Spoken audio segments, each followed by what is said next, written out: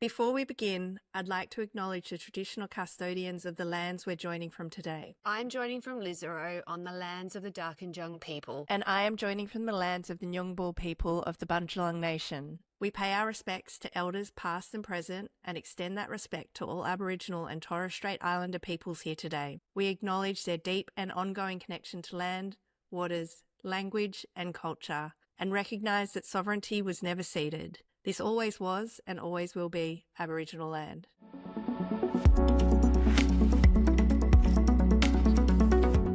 Before we jump into this episode, a quick note on why we make Femmebot. Kat and I run Crybaby Productions, a creative agency working with enterprise brands. We help marketing teams turn complex products into stories and campaigns that actually drive growth. We started Femmebot because we kept meeting incredible women leading in tech. We wanted to create a space to share their thinking and leadership. Today we're joined by Terri Martin, Head of Corporate at National Institute of Dramatic Art, which is also known as NIDA. Terri leads NIDA's corporate training division, working with organisations to strengthen leadership communication, executive presence and high-performance team dynamics. Her background spans marketing agencies, Nickelodeon in London, senior leadership roles across creative services and education. This is a mouthful, and board positions, including Vice Chair of ADHD Australia. She's built and run businesses, both commercial and not-for-profit, and always sitting at the intersection of strategy, people and performance. So today's conversation is something we don't talk about enough in tech, which is, hopefully will change. Communication as a competitive edge. And who better to talk to today than Terri? Hi, Terri. Hi, how you doing?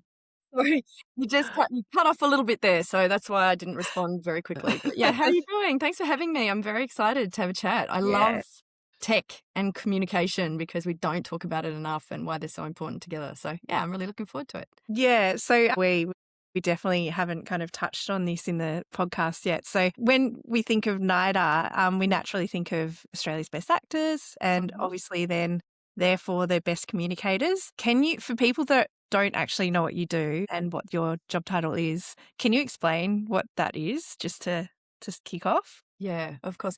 So NIDA, we create the world's best storytellers and part of those are performing artists. So NIDA corporate training takes the same skills that we teach our acting students and we apply those within business. And there are kind of three parts to communication. There's the words you say, there's your voice, and there's your body. We focus so much on like what we're trying to say and the words, but if your body and your voice don't match them, they'll actually watch your body and your voice. So as in actor's training, it's all about mitigating nerves, making sure you're breathing, making sure your body tells the right story, which is often just neutral. And we've been doing this for 30 years. The great thing about what we do is we help people. You see transformations in the room. When they go back to their office, we transform organisations and we're not for profit. So all the money we make goes back into NIDA and helps support the arts. So I feel pretty blessed. Wow, that's actually, yeah. I run the unit. So we've got around 50 casual trainers at any one given time. Wow. A team of 12. Yeah. That's amazing. Because it's mainly thought of as a soft skill, right? So what do you think the main misunderstanding corporate leaders have around communication? I think the nature is we communicate every day, so people assume they're very good at it.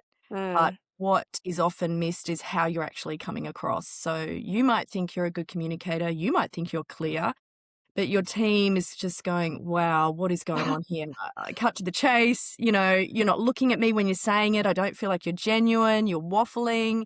You're going too much into acronyms, all the different things. And often too, it's not listening. So listening is a really big part of communication, is listening to what someone's actually trying to say back to you. So yeah, a lot of people think they're actually okay at it. And, we all do the training and I learn something every time I do it. Still learning. I'm just suddenly sitting here going, how is this not mandatory?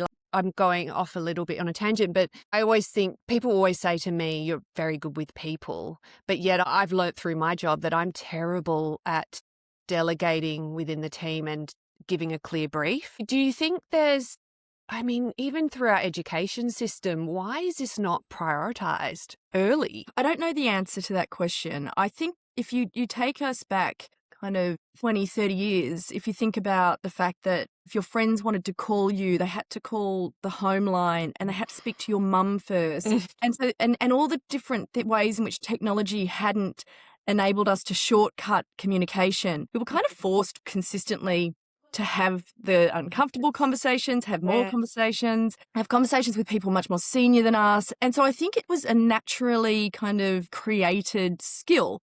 I think we're losing it more and more. I think things like social media, things like phones, even through COVID, everyone loves to send a text, but no one wants to pick up a phone call. So I feel like we're only just recognizing this skill that's so integral is starting to slip, and it kind of didn't before. So I think that's what we're starting to notice. And a lot of people just love firing off an email, but not actually picking up and having a heart-to-heart with someone and actually trying to resolve a conversation that way. Mm-hmm. Because, I mean, do you think it has started, because beforehand, right, so it was almost like you're either a good communicator or you're not, and you were just like, that's how it was, you were or you weren't, and people just put you into those boxes.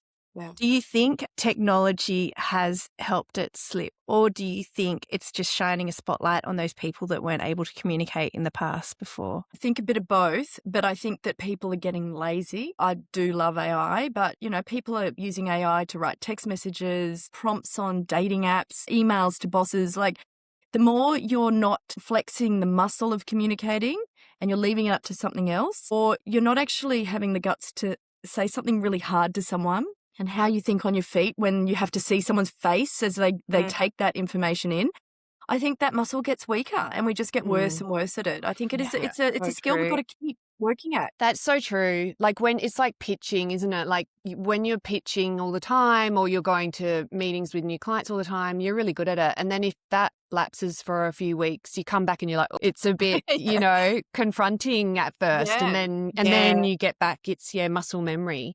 Well, also too, your nerves will go up. That's the other thing, because you're not comfortable. And the nerves are what can actually give things away that you don't really want to give away as well. You know, if you're having a really tough conversation and it's with someone who's maybe that you manage, you maybe don't want to give away that you're nervous. But if you start doing that, they might go, this is interesting. I'm a bit nervous about this conversation. You know, like it can change dynamics. Or overshare. When I'm nervous, I totally overshare. And I mean, in case you can't tell, I've got ADHD. And so I was so interested in that part of your experience. And I'm a massive oversharer. But very common trait. Yeah, and it can work in my favour too. It's why people do gravitate. Love it. I love people sometimes who are so comfortable telling lots of stuff. Go for it. Be you. But in that, so obviously that kind of leads me to, you're working with such different types of people, subject matter experts a lot of the time. So, you know, big engineers, product leaders, big technical thinkers. What's the difference between, I guess, technical expertise and leadership presence? So we're seeing this more and more is what we call kind of subject matter experts, whether they're professors or they're deep in some sort of knowledge, whether it's tech or digital, etc. And they're being told you need to come in and actually learn how to communicate better. And the biggest thing is putting yourself in your audience's shoes. So what someone who's incredibly intelligent and is so focused on one area, what they tend to do is just tell you and talk at you.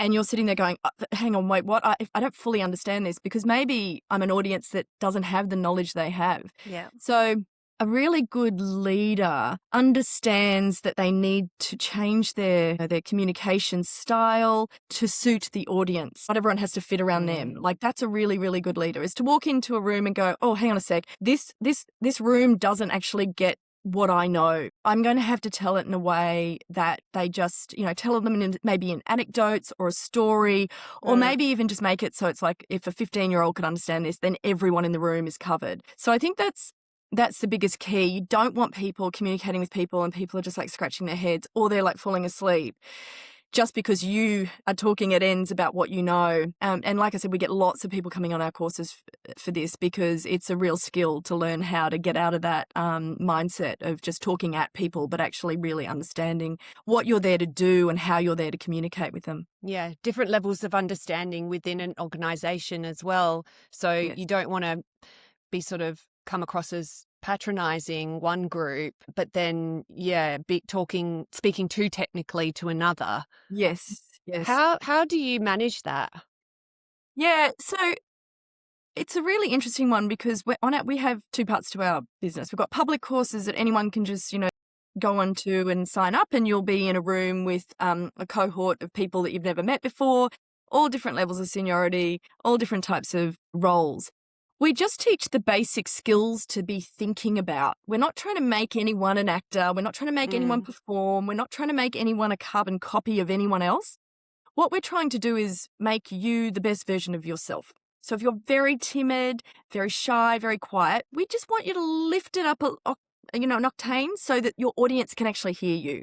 And if you're very over the top, what we'll try and do is just get you to bring it down a bit, because we're always getting you to think about your audience. Yeah. So just because you're high energy, if you walk into a room and no one else is, you're likely to really put them off. So it's about working with each individual where they're at and just lifting them a little bit. Because it's still a performance, isn't it? I mean, we've called this episode Performance is Power. It is still a performance, but what you're saying is that it's not about being fake. It's about tapping into your authentic self and tweaking yourself slightly to be relatable to other people, right? 100%. Okay. And also too, depending on what you're trying to tell them, if you're a leader, perhaps you need to walk in with gravitas, right? You want them, maybe you've got something serious to tell them and you want them to feel like they're okay and safe with you. Well, you're not going to kind of go in and tell jokes. You might have an energy about you that's calm. You might slow your words down. You might make sure, you're standing upright. It's things like that, what that signals to people when you're communicating to them. So if that performance in this setting isn't about pretending, what is it about? You're essentially trying to usually you're trying to sell them into an idea at least. Am I? I think it's about connection and authenticity. And you get that by the story that you tell, whether it's the numbers that you're trying to show them or the money you're trying to raise or, the restructuring that you're trying to do in your organization or the change management of the technology you're trying to bring in. And it's about making sure people can connect with you so that they trust you, so that they believe you, so that they think, yeah, this is someone I want to, listen to and go on this ride with. So I think it's not playing a part. You don't want people to play parts. We want people to be authentic, but it's understanding what role you play in that room at that time or in that meeting at that time. And each one's slightly different, right? I'll have a different conversation with a colleague than I will with my manager, than I will with my team. Some are very serious. Some might be a bit jovial. And it's just how you read the room. You know what's expected of you and you understand what you're trying to get across in that moment. Yeah. Yeah, we spoke to a guy in one of our comms pieces the other day, and he said that he shows up and he actually uses AI to show up and he researches all the different thinking hats and how everyone, the de bono thinking hats. And so when he walks into a boardroom, because he's got to present to board members, he understands that they've all got different roles on that board. And so Brilliant. How brilliant is it? Yeah. So he shows up and his pitches are tailored so it's talking to every single de bono hat, which I just saw. I was like, wow, that is so smart. What a smart way to use AI, Yeah. And that's really, that's it to the nth degree, right? Because it's like when people, are creative, but they're walking and selling a creative idea to a bunch of accountants. You actually have to go, if I am myself and I sell it in the creative way, they might not get it. They might not be as passionate as me. I've got to maybe turn it down. Maybe I've got to talk about ROI.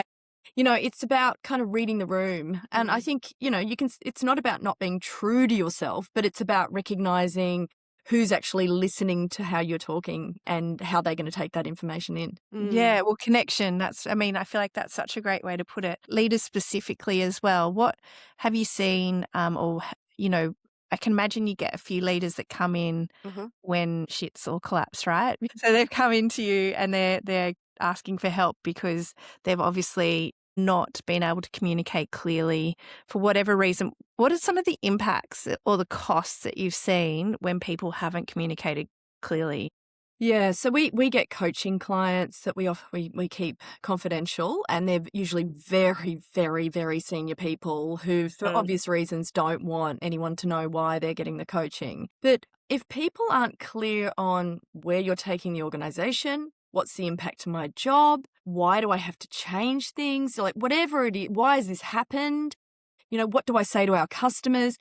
All sorts of chaos ensues. And look, in the last few years, we've seen organisations who've perhaps not been as good at communicating to the media or to the public about what's going on behind the scenes. And so everyone's confused and everyone makes up their own stories. So for lack of communication, people fill the gaps and decide what the story is. That's not good. And for bad communication, people are confused. So having a really strong message is one thing, but delivering it in a way that makes people feel comfortable to believe you and to follow you as a leader is really, really integral as well. Yeah, 100%. Is it across, obviously you're speaking about their customers and their internal, but how about, have you seen, I can imagine it would have an impact heavily on culture as well inside an organization, because I've worked at big organizations, I won't name any, but where there hasn't been clear communication or there's been really bad communication and it's impacted the whole company and the culture to a huge detriment, like where and become quite a toxic culture. Have you seen that? Do you see a lot of that as well when there's bad communication? Yeah, and it's very rare that that organisations come to us and get teams to come in. So you'll often get really great, when they do that, it's amazing because everyone's talking the same way. They respect people when, they're talking and will listen to them because they've all gone through the training. In fact, we've got a client next month. Their whole team of 220 people are coming here for a whole day to learn the fundamentals of communication skills, presentation skills, pitching, negotiation. And the reason they're doing it is because their team's grown so fast over the last couple of years. And so this is almost like a reset, and it's a cultural reset. And so they're saying, here's our strategy, and this is how we want to collectively enact that strategy together. And I love that because that's when you'll start to see some really serious change. And the impact of their talking together, like the way that they speak with each other as well, because it's almost like it's smart because it's almost getting the whole company on the same page, right? So if and like I said, communication, people think it's just talking at people, but actually a lot of it is sitting back and listening. And there's some exercises we do where we don't, because a lot of the time, when someone's talking to you, like, oh, hang on a sec, I've got that idea, I want to talk about that. You're thinking about the next thing you want to say. And we've got some exercises that just remove that. And so if everyone's doing those exercises and everyone recognizes the importance of listening, you can just imagine how the dynamic would change. And I think I love that. I love that organizations see the value in it for the whole team. Have you seen a direct impact on revenue as well when they've had big leaders come in? Yeah. Out of interest. I'm just super interested. Yeah.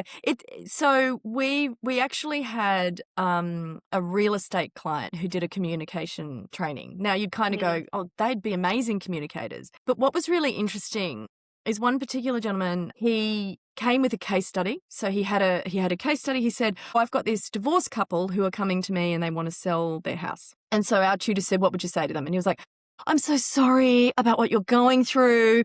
And, this is a really hard time, but I'm here for you. And he just went, hang on a sec. They might be really happy. We can't make those assumptions. We can't do that. Like, no, you're just there to sell the house. Don't worry about what they're going through. So he did it again. And then he actually went away and did it on that actual couple and won the business. And they were like, oh, yes, it works. Because I thought one way of being empathetic was right, but actually I was making a whole heap of assumptions. Yeah, don't step in there. It's like they just want you to get the best price and do it efficiently. Yeah, they could be thrilled. Yeah. They're breaking up. And look, also pitching and presentation. So we get people coming in having to pitch for funding. We get people coming in before interviews, and then they get interviews. We get people wanting to do AGSMs. They're chairpersons, and they've got very stressful AGSMs. They get training before that. So it's hard sometimes to actually demonstrate the ROI because every role is different and every reason you're communicating or presenting can be different. But yeah, we do have lots and lots of success stories. It's so interesting. It's like, do you apply the same method to everyone, or is it? So depending on the type of communication, so one might be presentation, one might be pitching, one might be facilitating. The thread is communication, but it's slightly different. So presenting is one to many. Yeah. Communication is generally one on. So each is slightly different. And some of our courses, we do role plays. So we'll ask someone to bring a challenging scenario in, and the actor will actually play the person you're communicating with. That's amazing to watch that in real life. I've seen people crying because they're like, oh, he's just like my boss. Oh my Yeah, God. it's like it's actually a type of therapy as well, isn't it? Yeah, It's like, Yeah. It feels And like that. Yeah. and we coach them through it. So they're like how they would normally answer, and then they go, no, it's okay, let's start again, and then they do it again. So yeah, it's we've almost got like rewiring the brain to not fear that, because ultimately there's a lot of fear that comes with presenting as well, and pitching, and even being, trying to get your message across. I mean, I imagine going and playing out those scenarios is therapeutic because preparation is key, right? Yes. Yeah. So you're never going to take away the fear, because people will have fear of confrontation, fear of losing the deal, fear of pissing someone off. Sorry for swearing. And so it's more about how do you manage those nerves? So those aren't going to go away. So we have a lot of techniques that we work with people, just about grounding your feet. It's a lot about your breath. It's how you hold yourself. And you're right, practicing is a really good thing, because, of course, when you've done it and someone supported you go, oh, I can do that. And so your brain slightly, rewires. Yeah, it's you're never going to get the fear, but we have a lot of techniques that help you manage the fear. Yeah. And because people sweat and they stutter and legs shake, and one of my first presentations when I was 21 was horrendous. My voice gave way. So I know exactly how stressful that can be, but the tools are there to help you, support you through it. So now in this age of AI, I'm getting my time in now. Now in this age of AI, when information is so abundant. So anyone can, I guess, write a great presentation now, and content is so easy to generate. But does that mean that the bar is raised as well? Like, so does technology raise the bar for human presence, or should it? I think if we're not careful, you're going to take away the personalization. So if you were to just put something in, maybe it sounds great, but it's not going to sound like you.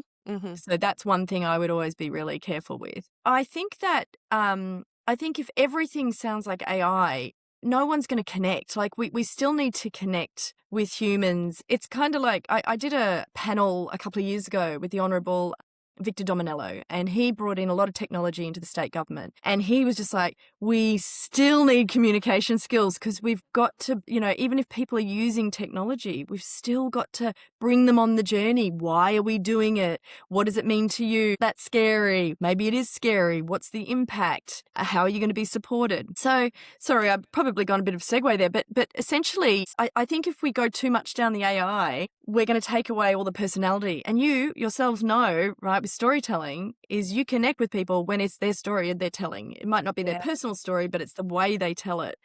And, no amount of AI generated content is actually going to connect you with somebody. It's going to be the way you say it, the inflections, the way you hold yourself when you're talking about something you love. It's all the little things that really brings someone on that journey. And I think, look, don't get me wrong, I think AI is great to help with structure.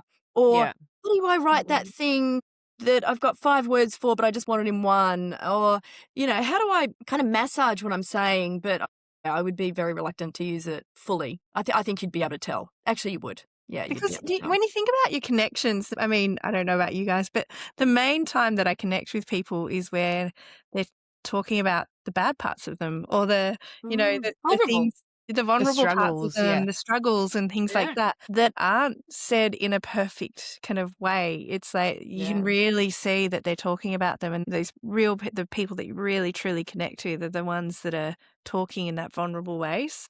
So it's a really good point. Yeah. But I guess, as it's inevitable. We are connecting in so many different ways that aren't necessarily face to face. And then in order to achieve what you need to achieve, being human and connection is still so important. So what do we then need to get better at? If we're connecting face to face less, and like you said, you don't have to, that was so, I think back to that time of having to talk to your friend's mum and, really have that connection time and not just on the phone, and that's gone. How do we need to upskill then so that we're still connecting in this time of AI? It's like if you're selling something and someone comes to you and they write you an email, and I could email back. And then I could send them an email proposal, or I could actually pick up the phone and just talk it through with them and give a bit of emotion in my voice. Or on a Zoom is even better, to be honest with you, if you can't meet them face to face. And I get it, people are busy, because that's the other thing, right? COVID told us, I don't have to leave those amounts of time between meetings. I can just go back to back to back, which is very efficient. But just that little bit of a connection, just a little bit of passion in your voice. I know some of our team are incredibly passionate about what we do, and it comes across. And what it does is actually everyone else gets excited.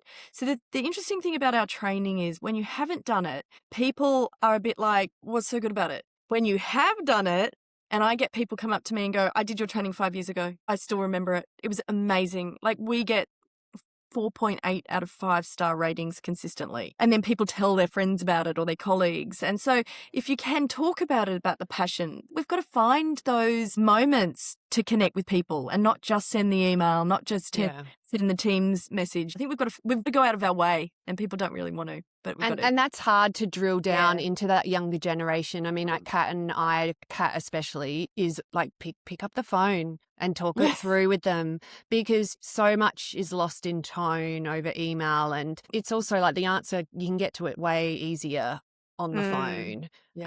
It's definitely not something that comes so naturally to, I guess, generations below us, younger. Yeah, no, they hate it. Even, just a personal story between me and Claire, we've obviously been partners for over 10 years now. And even in our messages, we got to a stage where we had to make sure we put an emoji or something to show the emotion that we were feeling in the messages.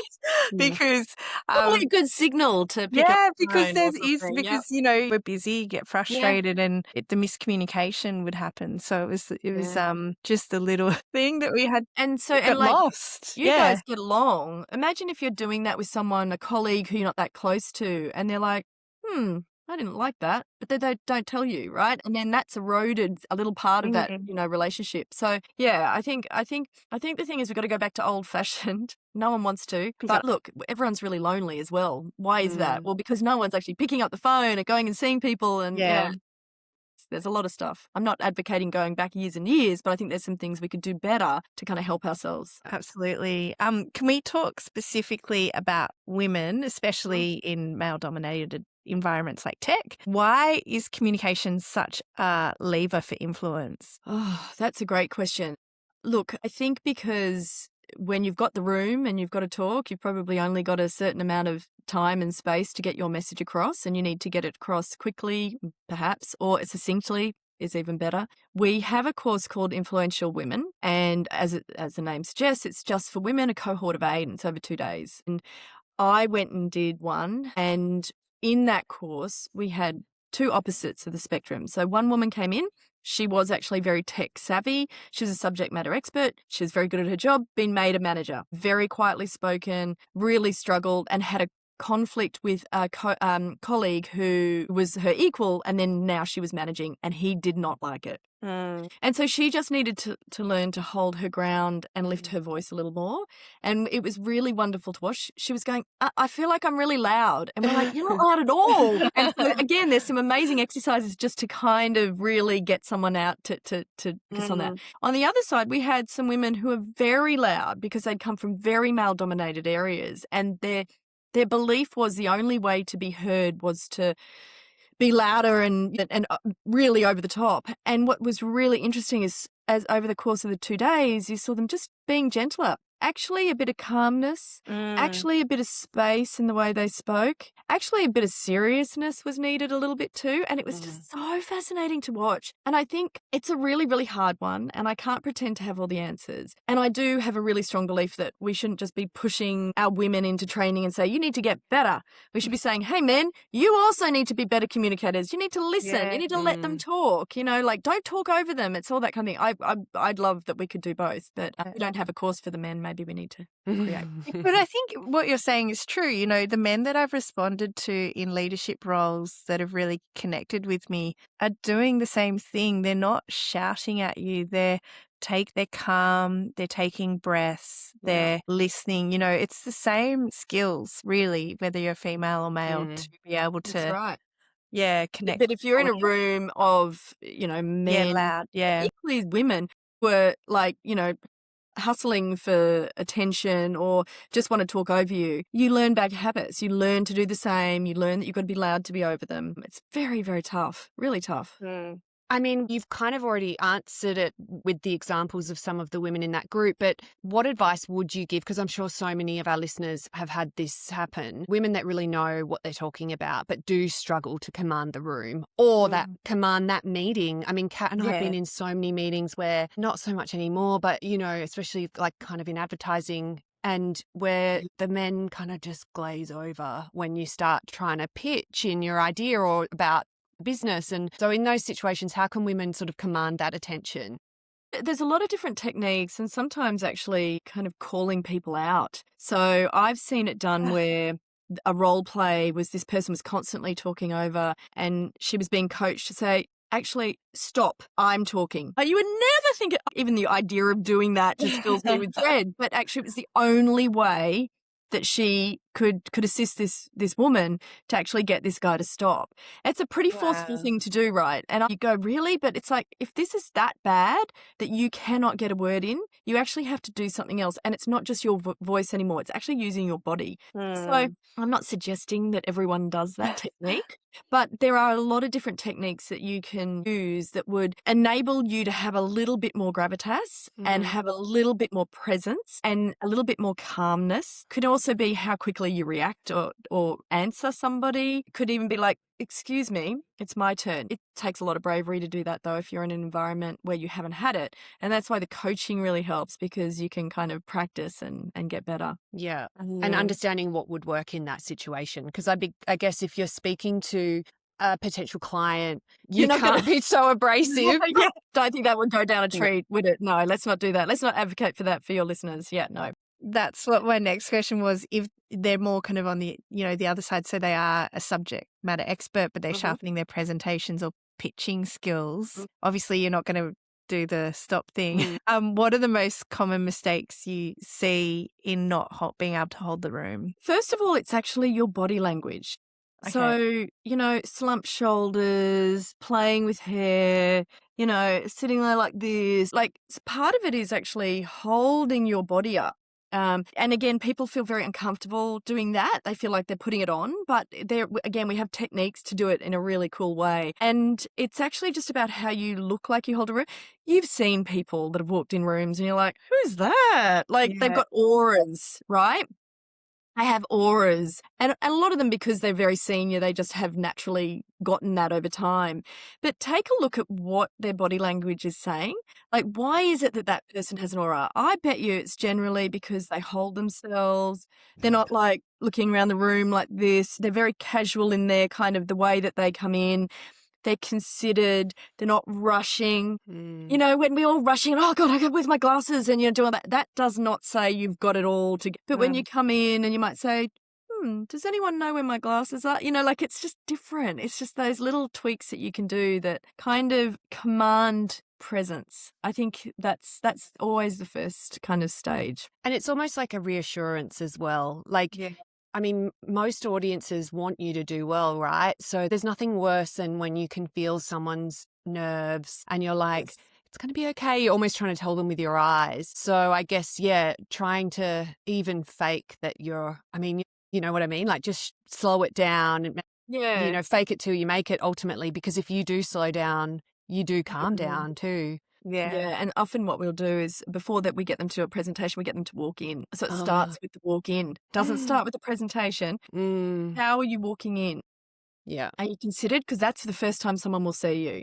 So if you're pitching and perhaps you're in an environment where, you're in a panel or whatever, even an interview, how are you walking in? What is that saying about you? Because that's when people make up their mind about you in those first few seconds before you've even opened your mouth. So it's kind of like thinking about that the whole time. I feel nervous. I was just saying, I was sitting here going, how am I holding myself? Should I be? No, I'm visualizing it. I'm like, oh God. I think you'd find with the techniques, you'd actually be less because I'm telling you things. I'm not actually telling you the techniques, but because our tutors are the ones that actually are the best at this. I'm not a tutor, but honestly, it's really normal. And the more you do it, the better you get at it. It does really work. Yeah.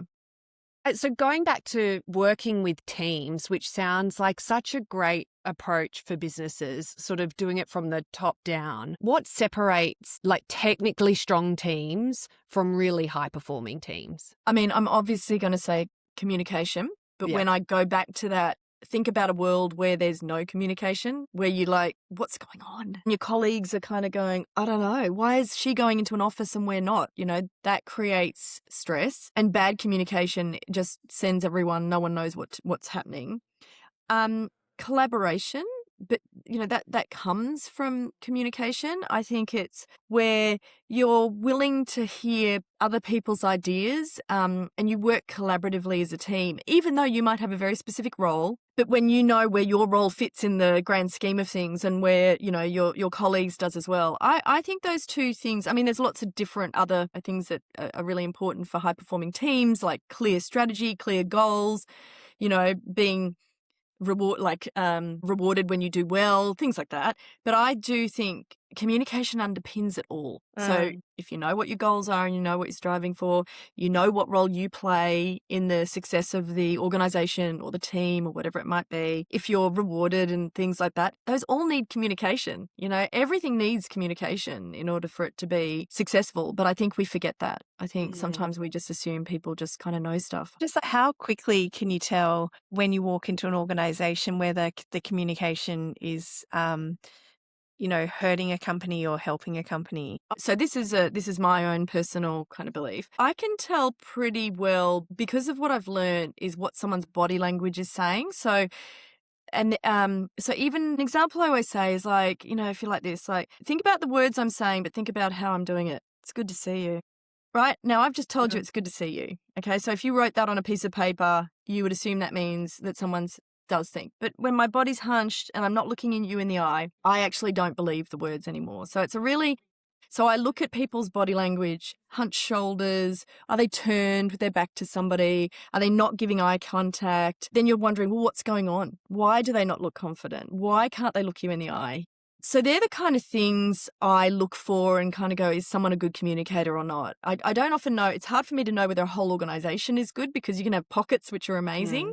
But I think I look for those visual cues, and I suggest you do as well. Like, what do you notice when someone's talking to you? Are they passionate with their body and their voice as well as the words, or is something misaligned? Because then you start to kind of distrust and you're not sure. So that's when you get the gut feeling, right? I didn't feel good about them. I can't quite put my finger on it. So yeah, it's a really interesting kind of experiment for you to do. Terri, I feel like we have so many questions and we could keep going and going, but for people that obviously the course is so accessible, what's the best way to book yourself in, or for businesses to get their team in? Just go to NIDA Corporate and you can either check out our courses there, or we've got details of how to contact our team, and that's where we do team trainings. We love what we do. So yeah, love to share it. Thank you so much for your time, Terri. No problem. Thank you. Thanks, Terri. So that's it for this episode of Femmebot, the podcast powering women in tech. If you liked what you heard, hit subscribe and share.